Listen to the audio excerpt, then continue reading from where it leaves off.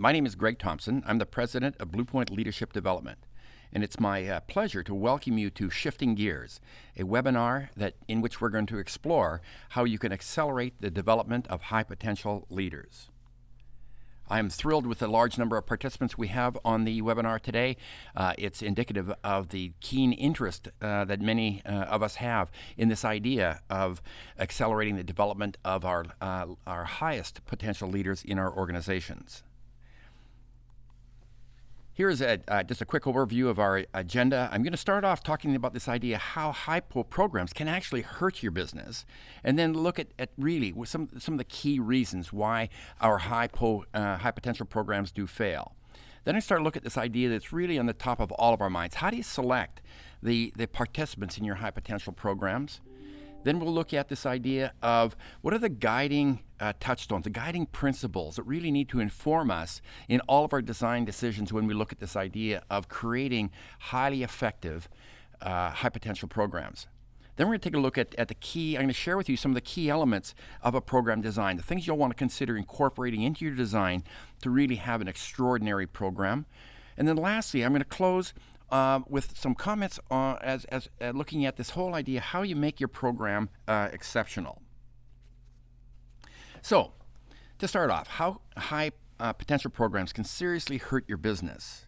There really are four things that can happen that really are dysfunctional and are really the negative byproducts of poor programs. Firstly, we end up training great leaders for other companies. When you think about it, probably over 50% of high potentials in organizations leave within about the first 3 to 4 years, depending on the research that you look at. There's other research I was looking at last week that said of your high potentials in your organization, about 30% of them have a constant eye on opportunities outside of your organization. This survey went on to say that if these same individuals are involved in a very quality development program, something where they can really see themselves developing and having a positive future with the organization, that number drops to something like 15%. So it's not unusual that high potentials would have an eye on their future. What we want to do is we want to create programs when that eye is on a future within our organization. So we're not training great leaders simply for other organizations.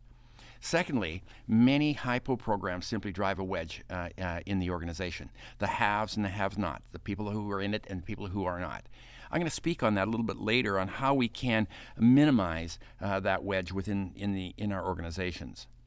And thirdly, many programs, I believe, if they're really not producing outstanding results, are simply wasting the best and brightest in our organizations.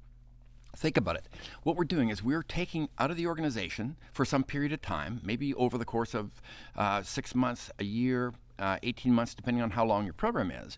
We're taking the best and the brightest out of their jobs. We're distracting them with other work, and we're essentially taking them away from the core business. So if we are not producing really outstanding results with our program, we are essentially wasting some of our best talent within the organization. And fourth, we end up creating prima donnas or disillusioned talent. Prima donnas if the individual sees this as an entitlement and doesn't see this as something they need to devote an enormous amount of work and quite frankly make sacrifices for. Or alternately, we have no particular development program or a career challenge at the end of the program. We end up creating, in fact, either prima donnas or individuals within the organization who are high potential but are simply disillusioned. So let's take a look at why high potential programs fail. I think there are 7 mistakes that we make, and I think we really need to recognize these mistakes going into any design program. First of all, and this one we almost never look at, we tend to underestimate the participants. We under-design our programs. We don't make them tough enough. When I left high school, I remember going into my first calculus class in university. And quite frankly, I was terrified. I'd never seen anything so difficult. When is the last time we had anybody go into a leadership development, a high potential leadership development, management development, professional development program, and really sweat, really have to work hard, really be challenged? When is the last time we've had maybe 10% of the participants not succeed, not pass the program, in fact? I think we really need to step back and look at all the parameters of our designs and say, will this really challenge, really stretch the participant? Number 2, weak or irrelevant content.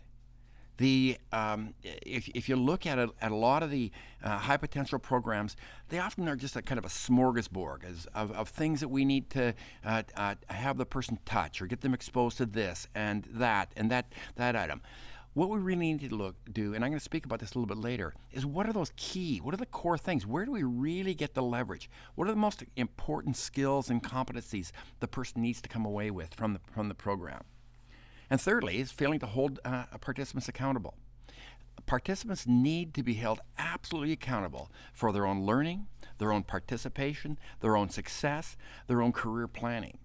And the failure to hold people accountable actually has people become disengaged, and actually they tend to put a lot less effort into the program itself. And the fourth one is poor participant selection. I was speaking, in fact, at a high potential program about 6 months ago, and fascinating.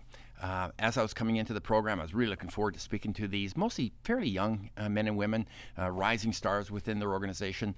The HR person who was coordinating the program took me aside and said, Greg, I got to tell you something. These are wonderful high potential leaders in the organization.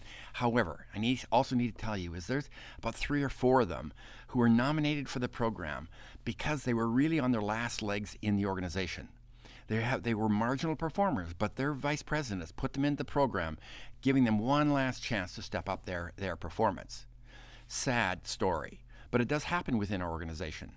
What we do is we tend to have a wide variety of processes to select participants that often are influenced by political and other human resource issues, as opposed to that one singular item.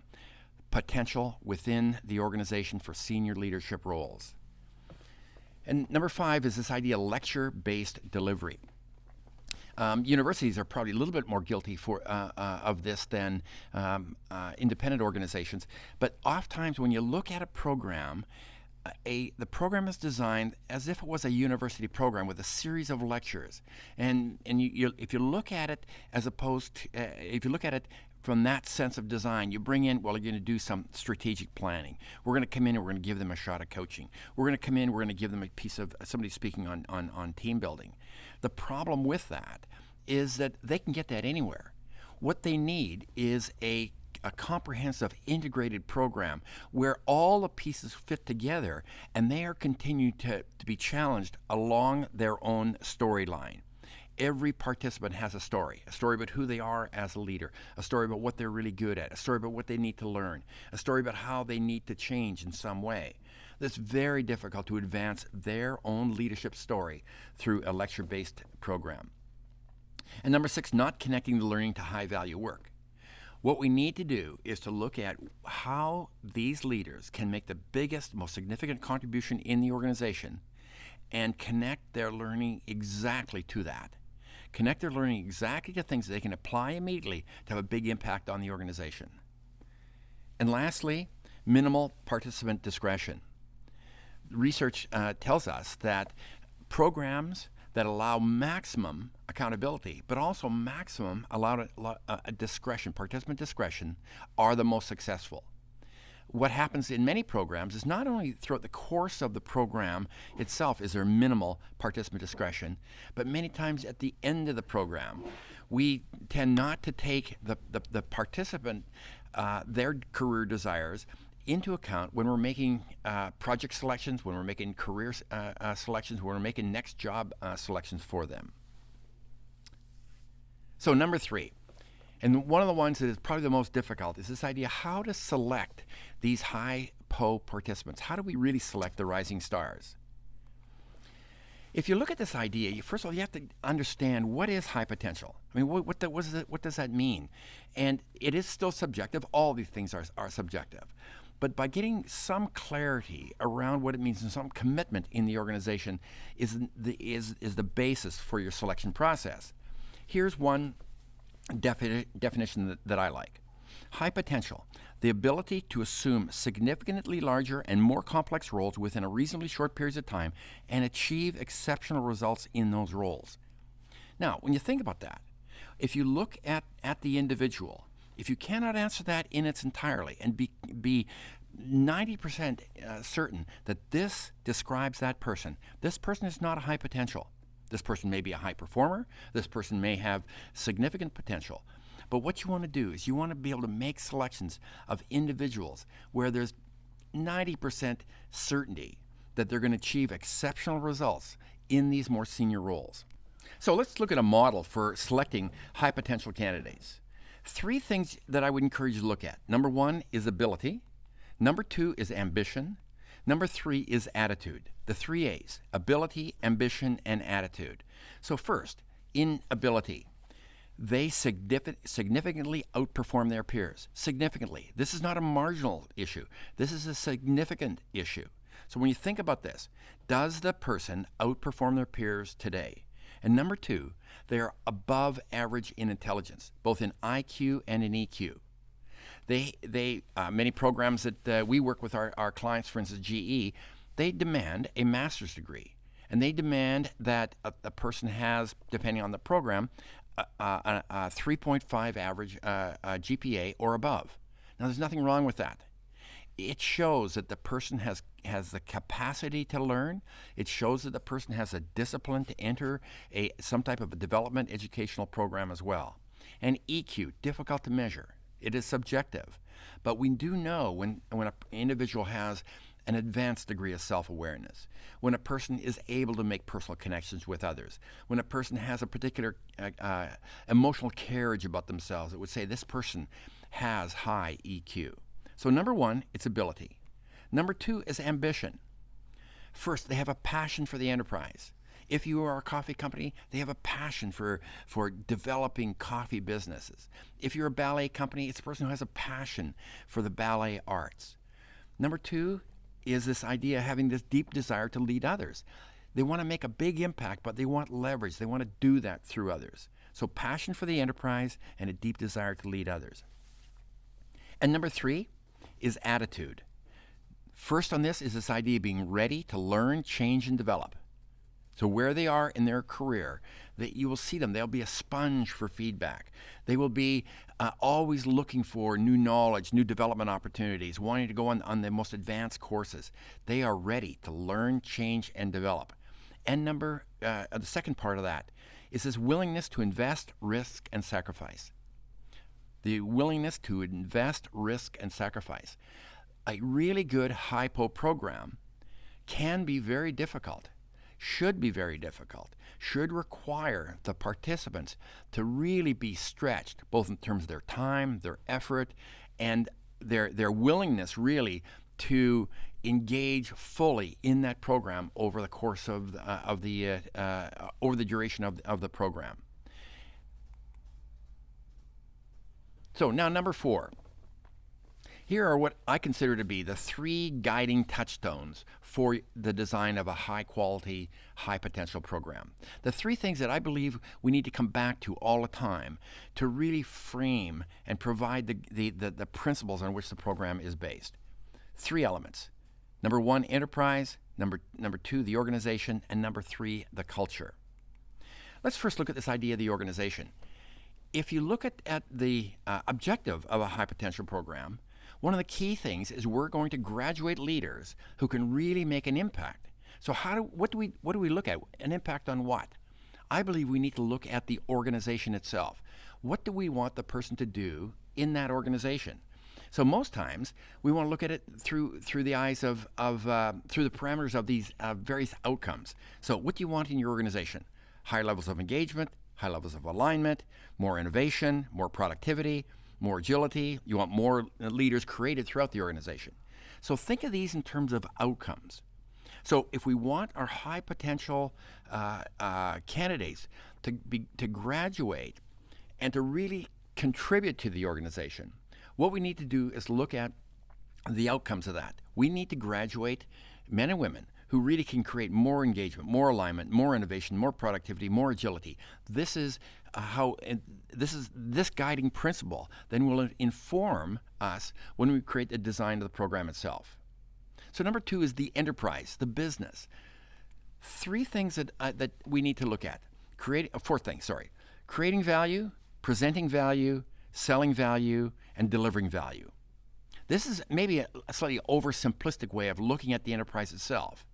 The however is this: if you really wanted to graduate leaders who can make a real impact on the business itself, on the value chain, think about it this way. Creating value is really product service development. Presenting value is really the marketing end of the business. Selling value is business development, is sales. And delivering value is really execution. So if you designed a high potential program and you were graduating leaders who were exceptional right along this line in terms of creating value, presenting value, selling value, and delivering value, you will be doing a great service for your organization. Then lastly is this idea of the culture. What you want to do is you want to be able to understand the most noble values that you have in your organization. What do you really value most? And the most ambitious organizational aspirations. This is really the best version of who you are as a company, as an organization. And what are you doing in your HiPo program to graduate leaders who really can contribute to the values and to these aspirations? So think about culture as the way we think, act, and interact. The way we think, act, and interact. Does your program create leaders, develop leaders who really make an impact on the highest end of that culture? So here's some key elements that you'll want to incorporate into your designs. I'm going to show you a framework here that is really a synthesis of a number of designs that we at Blue Point use with our clients, but it'll give you a good idea as to the various elements that can go into an excellent design. So on this schematic you see in front of you now is an entire comprehensive design. This program would likely take place over a year to 18 months, maybe even longer, 24 months. Let me just talk about some of the core elements for you. First is the foundational workshops and the experiential workshops right down the middle of the page here. In-person, intense, experiential learning is still the core of any such program.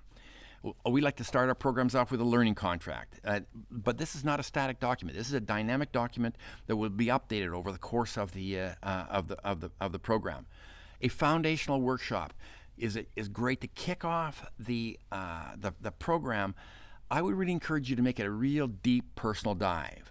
We encourage 2 to 3 days. We have our participants take a very intense look at their current performance level, their own emotional maturity, their leadership readiness, their personal strengths, and really getting themselves prepared for that learning journey.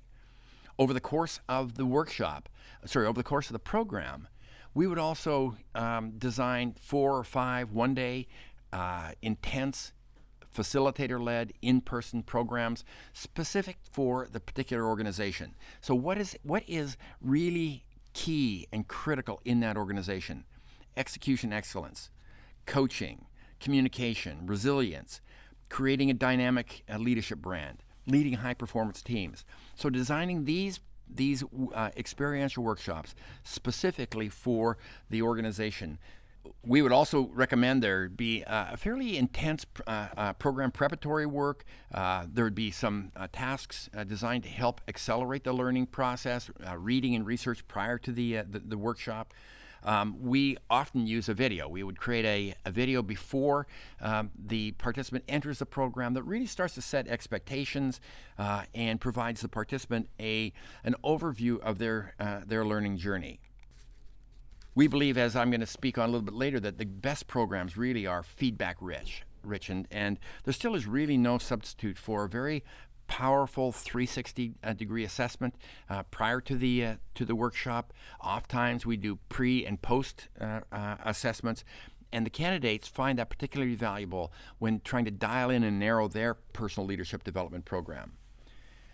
We believe that there's no substitute also for really high quality coaching through the course of the learning journey. There's really 3 ways that this can be done. Sometimes we'll use external coaches. we will use coaches such as Blue Point coaches who will work directly with the high potential candidates. Also, there's programs can use internal coaches if you have a cohort of internal coaches within the organization. And another process that you can use if budget doesn't allow for coaches is to use coaching trios. Very, very effective. What we do is we form peer coaching trios from the class, the high potential class. Teach them to coach and have them coach each other through the course of the program. We also recommend a process called leadership consults. What this is a facilitator-led online 90-minute dialogue session when the class comes together in this virtual learning process to review the key concepts and principles they've learned in their workshops, but also, and probably more importantly, to talk about their success stories, to coach each other, to talk about the challenges of applying the learnings in their day-to-day work. Action learning projects. Action learning is when we take some of the key principles that are being taught in the program itself and give the participants an opportunity to apply those in some real live work situation. Now, candidly, as many will know, action learning projects are very difficult to run. In many organizations, they have abandoned the use of action learning projects, just too difficult. They're hard to get sponsors, and many of them really delivered checkered results, very disappointing results. I would really encourage you to rethink that. Action learning projects provide such significant learnings for the individuals in the program. The last thing I would abandon would be the action learning projects. Now, they are difficult. They're extraordinarily difficult to run. There's always a risk of them not working well, and there's many hurdles to overcome. We wrote this article called The 10 Best Practices for Leadership Development Action Learning Projects that I'd be delighted to share with you. I'm not going to go into a great deal of detail on that topic at this point. You can just go onto our website, look in our resources section, and you can download this article. My hope is that it would help you design your action learning projects to stack the cards in favor of success. These projects are simply that important. Increasingly, with the use of online learning and self-directed learning modules, we encourage our clients to invest significant resources into their online systems, the resources that are available for the candidates. As I'd mentioned earlier, the very best programs are very demanding of the candidates. The very best programs hold the participants completely responsible for their own development, providing them an opportunity to access articles, reading, videos, social media that will help them accelerate their own learning and development is critical. The very best programs allow participants to, in real time, be applying their learning. And providing rotational assignments is probably one of the very best ways of doing that. Having the rotational assignment occur parallel to the program itself is absolutely ideal. For example, the rotational assignments like the ones showing up on the screen at the moment: leading without authority, leading change, innovation and execution. These are rotational assignments that have a particular focus that will help advance the learning of the participant. Many organizations use an 8-month time frame, and somewhere between 6 and 8 months seems to be the ideal minimum. But if you can find a way of doing so, if your high potentials can rotate through changing leadership assignments on an 8-month rotation as they go through the program, they'll have ample opportunity to apply their learnings on the job. This whole system of learning is part of the participant's story. So when you're designing this, I would really encourage you to step back and look at it. If you were a participant going through the program, would I be engaged in it? Is it interesting and exciting enough to keep me engaged for the year or 18 months of duration of the program? Am I going to be challenged as I go through this program? Is there new, fresh content continually coming in? Am I going to have assistance in applying this, in the application of these learnings on the job? Let me close with section number 6, which is really about making the program exceptional. Here's some ideas you'll want to consider. First of all, focusing on high impact leadership skills. Now, you go into any organization these days and you'll find a unique list of competencies that they believe are unique to their organization. I also believe there are some high impact leadership skills that are ubiquitous, the ones that are universal, the ones that we need to always focus on, whatever organization we are with. 3 elements, 3 dimensions here: self, others, and the team, the organization. So all about me, all about how I impact others, and all about how I lead the team. So if you look at this idea of self, number 1 is this idea of leadership brand. Who am I? Am I authentic? Do I lead with integrity? Do I make an impact? Do people look up to me? Have I earned the right to lead in some way? And secondly is this idea of emotional maturity. When you step back and look at this program and say, okay, these individuals are going to be with us for a year. These are high potential, high performing men and women. They are all going to grow and learn anyway. They're going to become more emotionally mature over the course of their career. I would really encourage you to set as your objective is, how can I, as a designer, create a program that dramatically accelerates their emotional maturity? Dramatically accelerates their emotional maturity. So I don't know how you would calibrate it, but you'd be able to give them 10 years worth of emotional development in a 1-year period. In others, coaching, regardless of your corporate competencies, the ability to impact the performance of others is absolutely critical, and nothing is more impactful than coaching. So every high potential program must have a strong coach development, this arm's length leadership. The question we need to ask ourselves at the end of the program: are these high potential men and women able to have a very positive impact on the performance of everybody around them? And then secondly, are they able to accelerate the development, the career development, the talent development of people around them? Talent development is becoming increasingly important. I would encourage you as a designer to think about this. When individuals graduate from this program, will they be able to work at the master's level as a coach and as a talent developer? And then thirdly is this element of team and a dimension of team and organization. What kind of impact are they having on the organization and their teams? Are they capable of inspiring innovation? Not necessarily just being innovative themselves. Are they able to inject that creative tension into their team, into their organization, to have it generate new ideas and actually get things done? Can they both innovate and execute? And then secondly, in this idea of team and organization, are they able to communicate in a very special way? My guess is everybody coming into the program will be good management communicators, which means they will be able to communicate accurate and timely information to help people get their jobs done. And that's important. They've spent a lot of their career learning how to communicate, synthesize information to help people get their jobs done and get their jobs done well. Important. What you want to do is you want to take a shift higher than that. You want to shift to this idea of real leadership communication. So they're able to communicate now. They're able to communicate to get people to think and act differently. They're able to really inspire, really get people to bring their best game to work, get people to act in concert, get people aligned. So this is this idea of communication at a whole new level. I would also really encourage you to abandon this myth of learning styles. If you design your program around the idea that people learn differently, you'll be wasting your resources. And quite frankly, most research tells us now that learning styles are unimportant.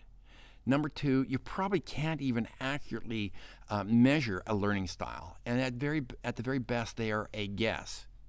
I would encourage you to abandon the whole myth of learning styles. The however is this: it needs to be replaced with this idea that every individual comes at their learning process with an individual story, with an individual learning journey that they are on. So how do you design a a high potential program, when you look at this whole idea of the art of doing so, how do you do it so that you can maximize both the personal challenge and the skill level, and do so in a way that serves the participant the best? So if you look at this idea of challenge and skill level, this is really where the art of design comes in. If we design a program that has very low skill level and very low personal challenge, everybody's probably been part of one of those workshops where, quite frankly, it's very, very difficult to get engaged at any particular level. Now, we can actually use our skills, but if the challenge isn't there, we very quickly become bored. These men and women, high potential, high performing men and women, will have a propensity to get bored very, very quickly. We also can simply drive towards the anxiety by lifting the bar so high, by making it so difficult that the anxiety will overwhelm the participant. So our job as designers is really to find that high engagement, high learning zone, which is right down the middle. It maximizes the skill level and also maximizes the personal challenge. Now here is where I believe the art is. The art is continuing to push towards that anxiety level. What we want to do is we want to continue to stress the system.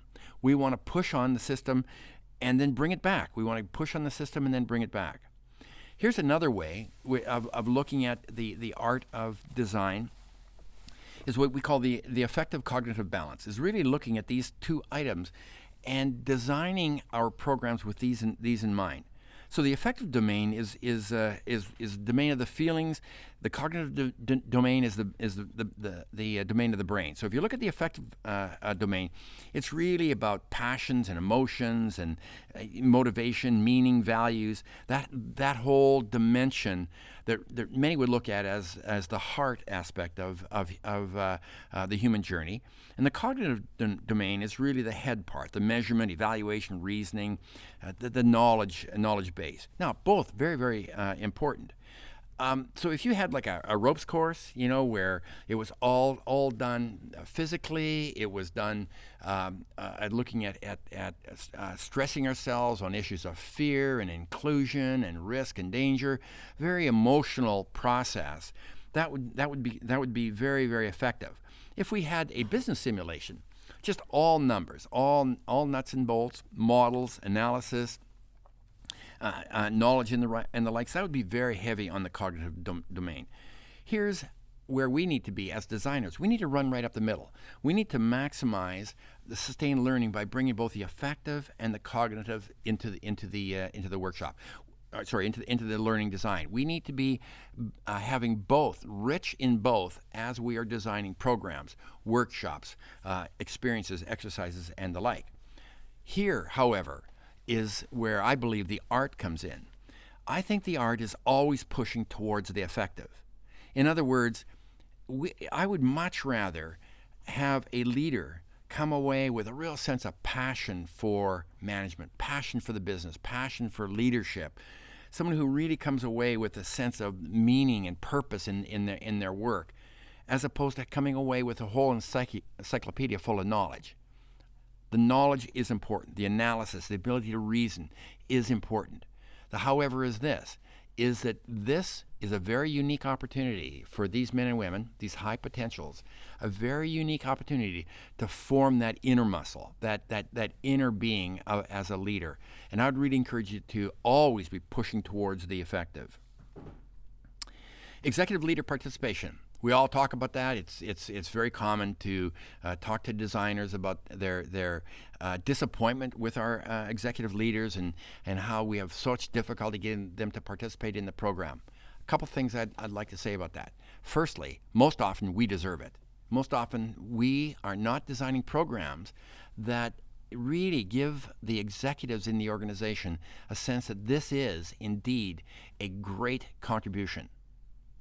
We are making a significant contribution to the organization.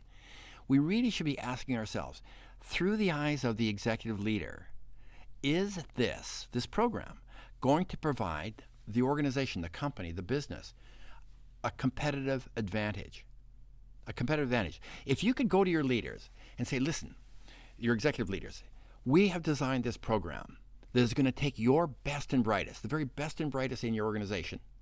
We're going to help them understand how to create value, how to present value, how to sell value, and how to execute value. And they're going to do that better than anybody else. And we're going to teach them about the organization and what is the very best of this organization. And we're going to help them be exemplars of that. They're going to advance the organization culture. And these are men and women who are going to step out into that organization and create engagement, alignment, commitment. Put yourself in the shoes of that executive leader. If you could say that is what your program is going to do, you would get, absolutely would get, all the executive support that you need. So once we get that, then what? Here's the challenge: is we often just bring them in for what we call fireside chats and to do a presentation of a business presentation or something of the like. I would really suggest that they could be much more. The roles they can take can be much more significant than that. I would really encourage you to bring them in and have them function as coaches, have them function as mentors, teachers, and sponsors of the individuals and of the programs.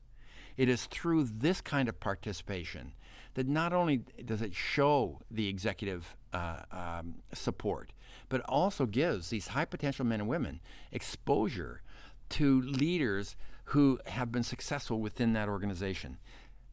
Some key design themes I'd like to leave with you as well. Some things to think about that really are over top of the entire program that you'll want to consider as you're designing the programs. First and foremost is learning to learn. What is one of the great byproducts of a very good high potential program is graduates who now have the capacity to learn. They have the capacity to let go of things that no longer serve them well, knowledge models, beliefs, and they've not only got the capacity to learn, they've got a thirst for learning. That will serve them well in the future. Secondly, it's feedback rich. I'm an executive leadership coach, and I'm honored to work with some of the finest leaders on this planet. Every one of them has an appetite for feedback, and they are constantly learning about themselves through that feedback. I would really encourage you in your design to incorporate feedback into every session, into every learning experience, into every interaction in some way. And thirdly, I would really encourage you to step back from the program and look at this whole idea of building the whole person.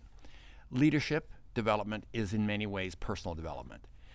The person themselves needs to be able to have the capacity to grow emotionally, intellectually, personally over this period of time. Are you graduating candidates? Are you graduating leaders who have that strong inner muscle? Are they agile? Are they resilient? Are they innovative? Are they creative? Do they come into the organization with a very healthy sense of confidence and optimism? This is the whole person. This is the leader. And lastly, have fun in the design process. It will show up in how you design the learning journey for these candidates. When you think of what we're doing when we create this program, we really are helping the person set their standards, set their objectives, set their aspirations, and in many ways, set their relationships for quite some period of time. I had the great honor of participating in a high potential program when I was fairly early in my career, and I'll always remember the lead facilitator and their introductory remarks. She came out and had this really a conversation with our group, and what she said was this: she says, "Look around you. You're going to spend the next 18 months with these wonderful men and women in the room. I will promise you this," she said. "There will be 4 or 5 or 6 men and women in the room with whom you will have a lifelong relationship. You'll have a lifelong friendship and a lifelong association." I'm delighted that was in fact true for me. That happened many, many years ago, and I still have that cohort of very, very close associates and friends that came out of that program. The reason being is that somebody, a designer, took the time to design a program that was extraordinarily challenging, that was extraordinarily feedback-based, that was extraordinarily relevant for myself and for my compadres. I don't know who that person was, but I would want to take this opportunity to thank them. And just, I think back on how I enjoyed that process and how that has stood me well in my career. I would really encourage you, as you're looking at this work you're doing as a designer, you're doing work that can help people make a fundamental shift in their careers, and when they do so, they make a fundamental shift in their lives. I'd like to thank you for your participation in the program today. For more videos and information about Bluepoint, visit us on the web at bluepointleadership.com.